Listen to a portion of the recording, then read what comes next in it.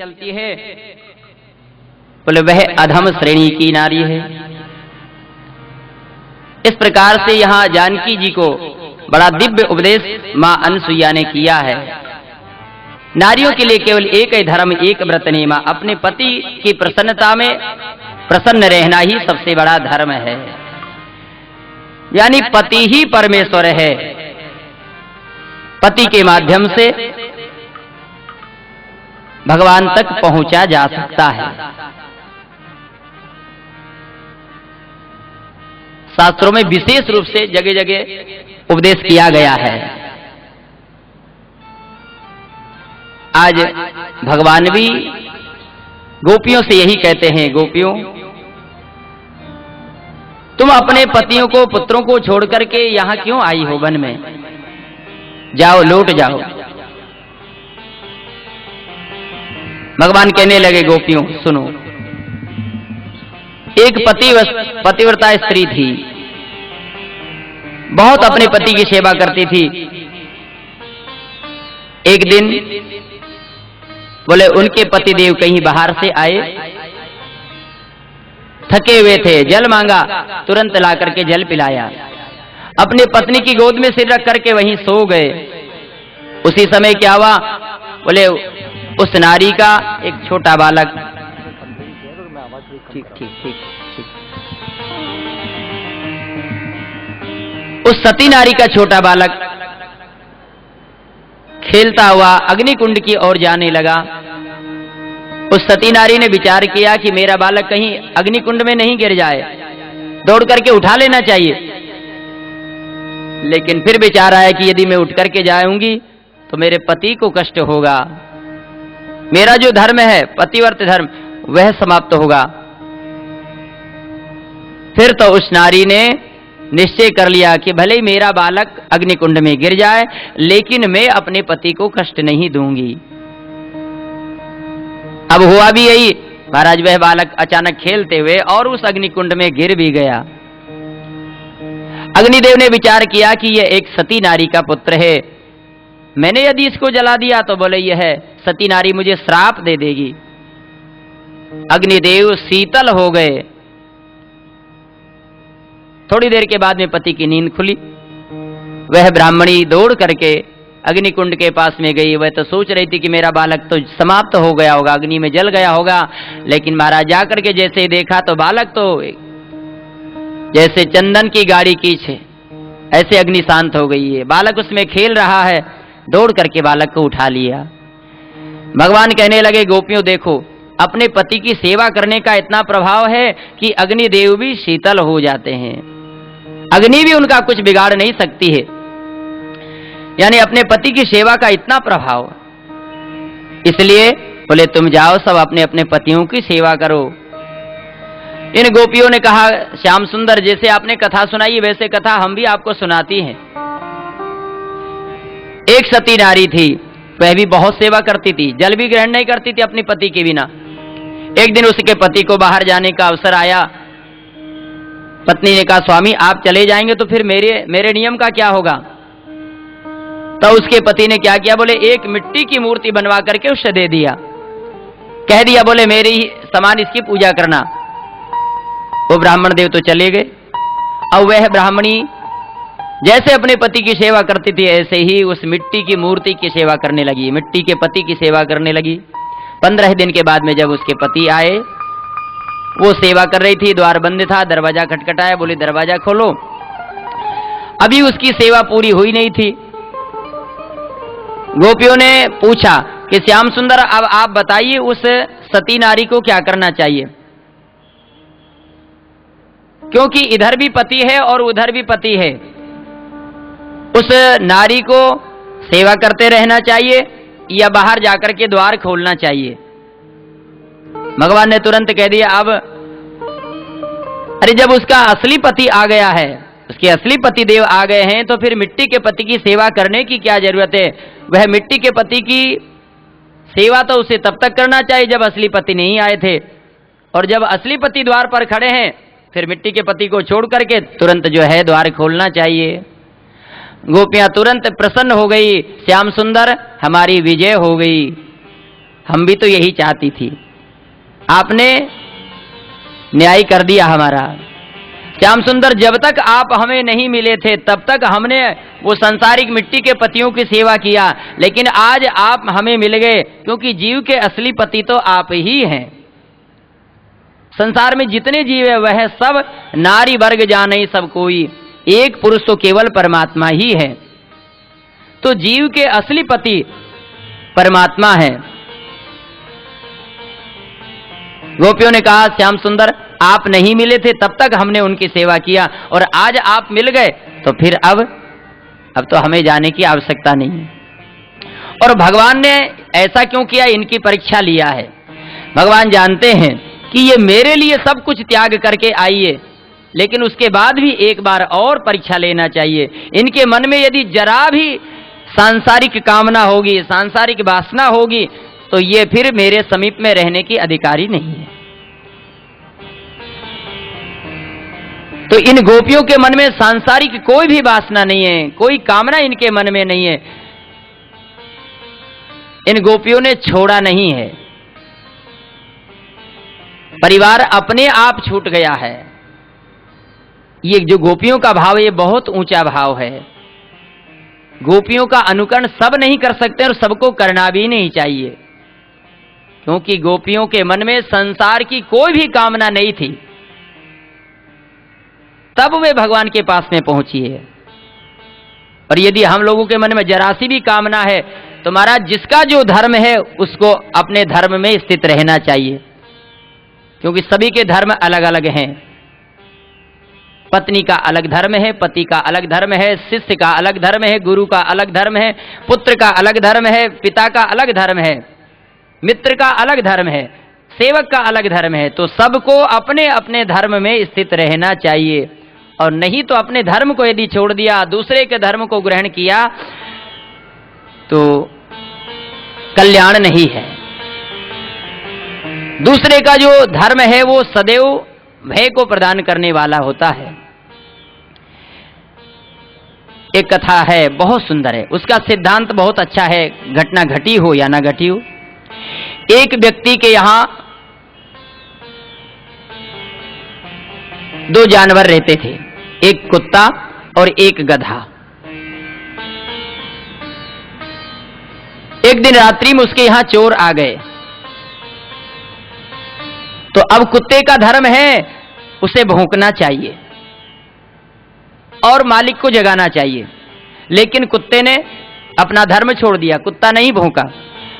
तो उसके पास में ही जो गधा बंधा हुआ था, उस गधे ने कहा कि भाई ये तेरा धर्म है मालिक को जगाना, चोर आए हैं घर में इसलिए तू भौंक करके मालिक को जगा। लेकिन कुत्ता नहीं भौंका। वो कुत्ता मन ही मन में ईर्ष्या करता था मालिक से कि ये मुझे भोजन नहीं देता है। तो आज उसने बदला लिया, बोले आज मुझे भौंकना नहीं, भले ही सारा सामान ले जाए चोर। तो कुत्ता नहीं भौंका। गधा ने बार बार उससे कहा भाई तेरा धर्म है तू मालिक को जगा, लेकिन उसने नहीं भौंका। तब उस गधे ने कहा बोले ठीक है मैं जगाता हूं, तू यदि नहीं भौंकता तो मैं भौंकता हूं। अब रात्रि के 1:30 बज रहा है महाराज, और गधा जोर से भौंकने लगा। अब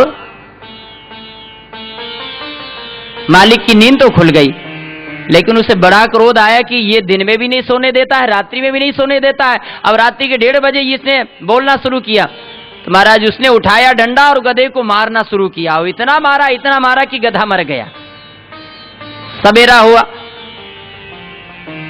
देखा तो घर में तो चोरी हो गई। अब मालिक को पता चला कि हो लगता है रात्रि में चोर आए थे और इसीलिए ये गधा बोला था, लेकिन कुत्ता नहीं बोला। ये कुत्ते का धर्म है, कुत्ता यदि बोलता तो मैं समझ जाता कि रात्रि में चोर आए, लेकिन कुत्ता नहीं बोला और गधा बोला, इसलिए चोरों को हम पहचान नहीं सके, चोरी हो गई। अब उस मालिक को क्रोध आया, फिर कुत्ते को मारना शुरू किया, और कुत्ते को भी इतना मारा कि कुत्ता भी मर गया। अब आप विचार करिए, मरे तो दोनों ही मर गए, लेकिन एक ने अपना धर्म छोड़ दिया और एक ने दूसरे का धर्म अपनाया। कुत्ते ने अपना धर्म छोड़ा और गधे ने दूसरे का धर्म पकड़ा, दोनों ही मारे गए। कहने का भाव यह है कि हर व्यक्ति को अपने धर्म में स्थित रहना चाहिए, अपने धर्म को पकड़ करके रखना चाहिए, उसका पालन करना चाहिए और उसी में उसका कल्याण है। तो ये गोपियों का जो भाव है ये बहुत ऊंचा भाव है। इन्होंने अपने पतियों को छोड़ा नहीं है, वो अपने आप छूट गए हैं। इनके मन में संसार की कोई कामना भी नहीं थी, कोई जरा सी भी तिल मात्र भी इच्छा इनके मन में नहीं थी। इनका मन जरा भी घर में नहीं लगा, तब ये भगवान के पास में पहुंची है। तो ये गोपियों का जो मार्ग है बहुत सिद्ध मार्ग है। गोपियों ने कहा श्याम सुंदर अब हम आपके पास में आई हैं, क्या अब आपके पास में आने के बाद भी फिर संसार में जाना पड़ेगा? फिर तो ये कहा जाएगा कि प्रभु के दर्शनों का महत्व ही क्या रह गया। एक बार जीव को यदि भगवान मिल जाते हैं तो फिर उसे भवसागर में नहीं पड़ना पड़ता है, फिर उस भवसागर में नहीं गिरता है। तो प्रभु आप जब हमें मिल गए तो फिर अब पुनः हमें संसार में जाना पड़ेगा। भगवान समझ गए कि इन गोपियों के मन में विशुद्ध प्रेम है। फिर तो भगवान ने इन गोपियों के साथ में महाराज रास लीला करने का मन बनाया है और श्री किशोरी जी को स्मरण किया है। राधा रानी वहां पर आई और भगवान ने जितनी गोपियां थी उतने ही रूप बना लिए, एक गोपी एक कृष्ण, एक गोपी एक कृष्ण, इस प्रकार से अनंत रूपों में भगवान प्रकट हो गए। और भगवान ने उन ब्रज गोपियों के साथ में रास लीला प्रारंभ किया। नूपुर की आवाज आने लगी, मृदंग बजने लगा, कई प्रकार के वाद्य वहां बजने शुरू हो गए। भगवान बंसी बजाने लगे हैं और थई थई करके गोपियां नृत्य करने लगी है। भगवान भी उन गोपियों के मध्य में महाराज नृत्य कर रहे हैं। आचार्य श्री सुखदेव भगवान कहते हैं परीक्षित, गोपियों ने जो जो भगवान से कहा भगवान ने समस्त गोपियों की इच्छा को पूर्ण किया। एक गोपी ने कहा बोले श्याम सुंदर मुझे तो प्यास लग रही, भगवान ने तुरंत जल ला करके पिलाया। एक गोपी ने कहा श्याम सुंदर मैं तो नृत्य करते करते थक गई, मेरे तो पैरों में दर्द होने लगा, तो भगवान ने चरण सेवा कर दिया। एक गोपी ने कहा श्याम सुंदर मुझे तो गर्मी लगने लगी है, सो भगवान तुरंत अपने पीतांबर से हवा करने लगे। ये सब करते हुए जब भगवान को देखा तो ब्रज गोपियों के मन में भाव आ गया कि श्याम सुंदर तो हमारे बस में हो गए, जो हम कहती हैं वही कर रहे हैं। एक अभिमान हो गया, भगवान समझ गए कि इन गोपियों के मन में अभिमान हो गया। फिर तो भगवान ने श्री किशोरी जी को साथ में लिया और वहीं से अंतर ध्यान हो गए। भगवान के अंतर ध्यान होते समस्त ब्रज गोपियां धड़ाम से पृथ्वी के ऊपर गिर पड़ी। हा श्याम सुंदर कह करके पुकारने लगी। वहां के लता पताओं से गोपियों ने पूछा है, वहां के एक एक वृक्ष से, वहां के एक एक पुष्प से इन ब्रज गोपियों ने पूछा है, पृथ्वी से पूछा है, लेकिन किसी ने भी भगवान श्याम सुंदर के बारे में नहीं बताया। ये ब्रज गोपियां एक वन से दूसरे वन में जाती है, अपने प्रभु को खोज रही हैं। या इन ब्रज गोपियों ने लीला अनुकरण भी किया है। भगवान ने जिन जिन लीलाओं को किया वे समस्त लीलाएं इन ब्रज गोपियों ने की है। लीला का अनुकरण, लीला अनुकरण क्यों किया? बोले भगवान की लीला का अनुकरण करने से भगवान शीघ्र प्रकट होते हैं। जहां भगवान के गुणों को गाया जाता है वहां भगवान निवास करते हैं। एक बार नारद जी ने भगवान से पूछा कि प्रभु आप कहाँ निवास करते हैं? तो भगवान ने कहा ना हम बसामि बैकुंठे योगी नाम हृदय न च मद भक्ता यत्र गायंती तत्र तिष्ठामि नारद। ना मैं बैकुंठ में रहता हूं, ना मैं योगियों के हृदय में रहता हूं। जहां पर मेरे भक्त प्रेम से मेरा कीर्तन करते हैं, मेरे नाम का गान करते हैं, बस मैं वहीं रहता हूं। बस इसी भाव को लेकर के ब्रज गोपियों ने भगवान की लीला का अनुकरण किया है। फिर भी भगवान नहीं प्रकट हुए। किशोरी जी को भगवान लेकर के अंतर ध्यान हुए तो श्री राधा रानी के मन में भी थोड़ा सा मान हुआ, सो भगवान श्री राधा रानी को भी छोड़ करके अंतर ध्यान हो गए। श्री राधा रानी हा नाथ रमण प्रेष्ठ क्वासे क्वासे महाभुज दास्यास्ते कृपणाया में सखे दर्शये सन्निधिम। हा नाथ, हा रमण, हा प्रेष्ठ कह करके श्री किशोरी जी धड़ाम से पृथ्वी के ऊपर गिर पड़ी। भगवान श्री राधा रानी को भी छोड़ करके अंतर ध्यान हो गए। ये गोपियां राधा रानी के समीप पहुंची। श्री किशोरी जी को प्राप्त करके इन गोपियों को ऐसा लगा कि हमारा आधा धन हमको मिल गया है। और ये ब्रज गोपियां पुनः पुनः पुलिनमागत्य कालिंध्या कृष्ण भावना समवेता जगुः कृष्णं तदागमन कांक्षिणा। ये ब्रज गोपियां पुनः यमुना जी के किनारे आई और यमुना किनारे आकर के इन ब्रज गोपियों ने यहां एक गीत गाया है जिसका नाम श्री सुखदेव भगवान ने गोपी गीत रखा है।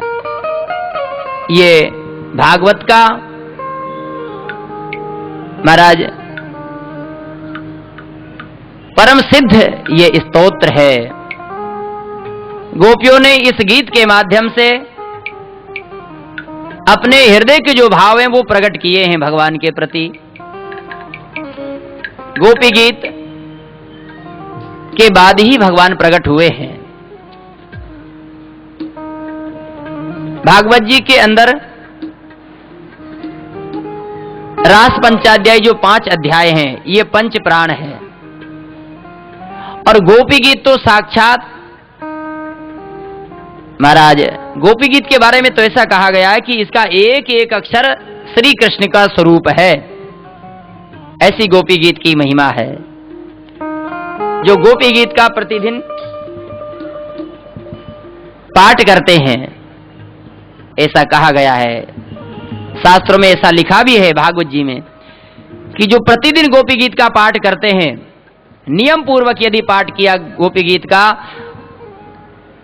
तो इस शरीर के रहते हुए उसे भगवान का साक्षात्कार हो जाता है। ऐसी गोपी गीत की महिमा है। ये गोपी गीत 19 श्लोकों में गोपियों ने गाया है। समय तो इतना नहीं है कि गोपी गीत को गाया जा सके, क्योंकि आज कथाएं बहुत है और समय बहुत कम है। इसलिए गोपी गीत को हम केवल प्रणाम ही करेंगे, केवल पहला श्लोक बोल देंगे। जयति तेदिकं जन्मना व्रजा श्रयति इंदिरा शाश्वतत्र हि दयित दृश्यता दीक्षुतावेका त्वयि धृता सवा त्वां विचिन्वते।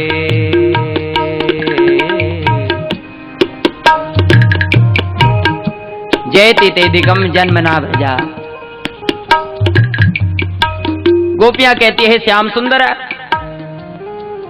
वैसे ही इस वृंदावन की शोभा अपार है, लेकिन आपके जन्म लेने से वृंदावन की शोभा और बढ़ गई है। गोविंद, यदि आपको हमें इसी प्रकार से वियोग अग्नि में जला करके मारना था तो फिर आपने हमारी उस काली नाग से क्यों रक्षा किया? उस इंद्र के क्रोध से हमारी रक्षा आपने क्यों किया? उस दावानल से आपने हमारी रक्षा क्यों किया? जब मारना ही था तो फिर हमें पहले आपने क्यों नहीं मरने दिया? श्याम सुंदर, आप कहां हो?